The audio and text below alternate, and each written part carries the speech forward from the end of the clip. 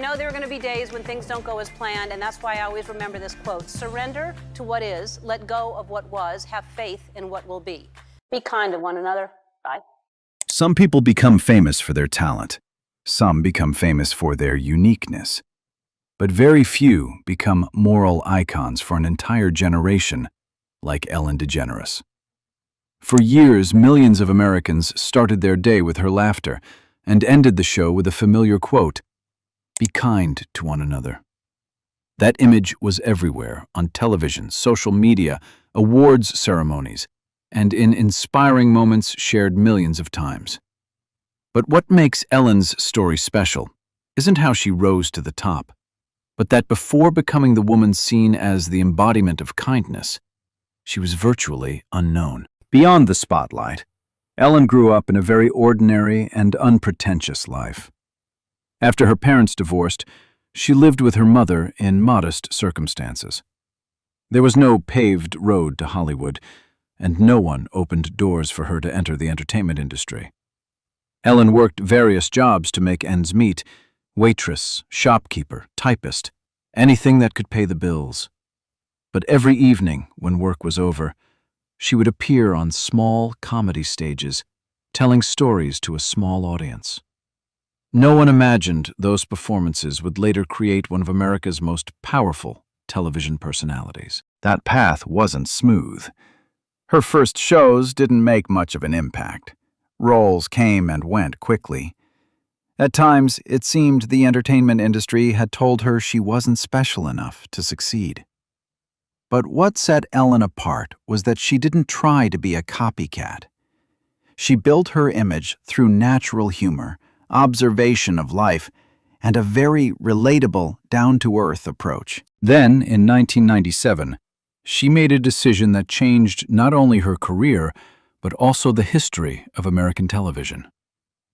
Ellen publicly came out on television at a time when it was still a highly controversial topic. It was a bold move, but also a costly one.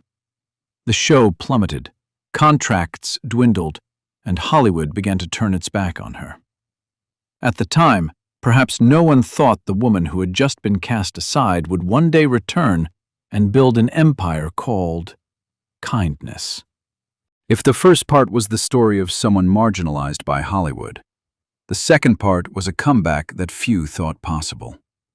After years of facing failure, criticism, and nearly disappearing from the center of the entertainment industry, Ellen didn't return with a blockbuster or a publicity stunt. She returned in a very different way, by making people feel comfortable around her. 2003 became a major turning point. Ellen was chosen to voice the character Dory in the globally successful animated film. This character inadvertently reflected the very person audiences wanted to see in her: cheerful, quirky, positive, and always moving forward despite life's imperfections.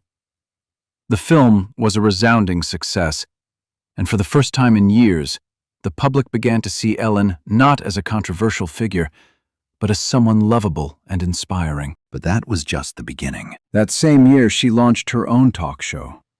Initially, no one thought it would become a phenomenon. Television at the time was full of shows exploiting scandals, conflicts, and tense interviews. Ellen took the opposite approach. No confrontation, no scandals, no trying to make guests uncomfortable.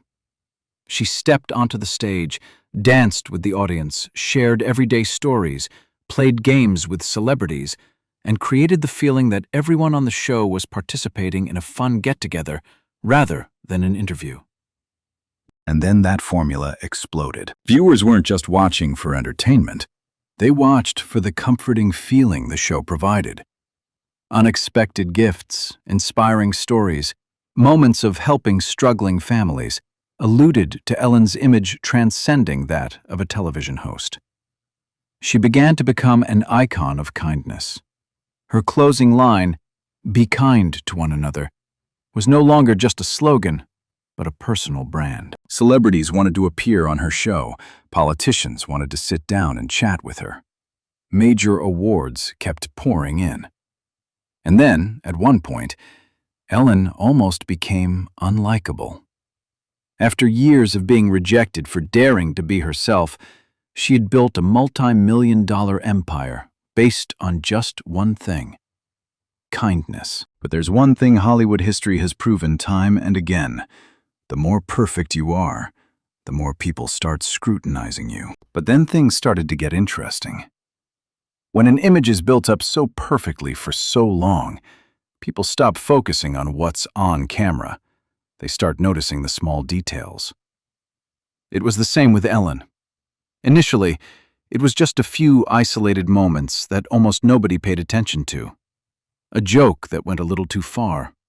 A situation where a guest looked uncomfortable. An expression that made viewers feel something was off about the nicest person on television persona. One of the most talked about moments came during an interview with Mariah Carey.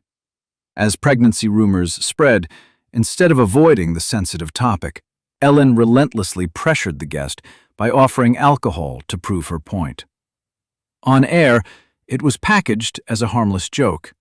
The audience laughed. The show went on. But years later, when Mariah shared that she was actually pregnant and not ready to go public because of a previous loss, the entire video was viewed from a completely different perspective. Suddenly, the question wasn't, was that funny? But why would someone who always talks about kindness not realize the other person is upset? Then it was Taylor Swift's turn. During an album promotion, instead of focusing on the music, the conversation shifted to her love life. Ellen turned it into a game, constantly pressing Taylor to confirm dating rumors amidst the audience's laughter. Taylor laughed along, but her gaze and reactions made many viewers feel differently later on. But the moment that truly shook Ellen's image came from someone almost nobody expected: Dakota Johnson. When Ellen joked that Dakota hadn't invited her to her birthday party, Dakota calmly replied that she had invited her and that Ellen's team was the one who declined. The entire studio fell silent for a few seconds. There were no major arguments, no shouting. But for the first time, millions saw an Ellen who was no longer in complete control of the story. And that's when the small cracks began to reconnect. People started wondering, was the kind image she'd projected for years a reflection of Ellen's true self? Or just a role she'd played too well? Then 2020 arrived, and what shook Ellen's empire wasn't a celebrity guest, not a rival on television, but the very people who had worked behind the camera. While the world was grappling with the pandemic, a comment Ellen made began to upset many when she compared self-isolation in her mansion to feeling in prison. To many, it was just a failed joke. But to those who already doubted her perfect image, it was the first sign that the gap between Ellen on television and Ellen in real life might be bigger than people thought. And everything exploded. A social media post urging people to share negative experiences about Ellen quickly garnered thousands of responses. Initially, many thought it was just another wave of celebrity attacks common on the internet. But then, more former employees began speaking out publicly. The stories that emerged were increasingly similar. A stressful work environment, fear of making mistakes, feelings of being overlooked, and a vast gap between the "be kind" message and the reality behind the scenes. Media investigations continued, with accusations leveled against the show's production team, ranging from toxic management to allegations of discrimination and inappropriate behavior in the workplace. Ellen later stated that she didn't know the full story and pledged to change her work environment. But the public reaction had changed. The question was no longer whether she directly did it. The question is, if a show bears your name, is built on your image, and has run for years under your brand, can you be completely unaware of what's going on? Ultimately, the show ends. Not with a single scandal, but with a loss of trust that has accumulated over time. And perhaps that's the most thought-provoking part of this story. Ellen didn't collapse because the audience hated her. She collapsed because the people who once believed in her began to lose faith.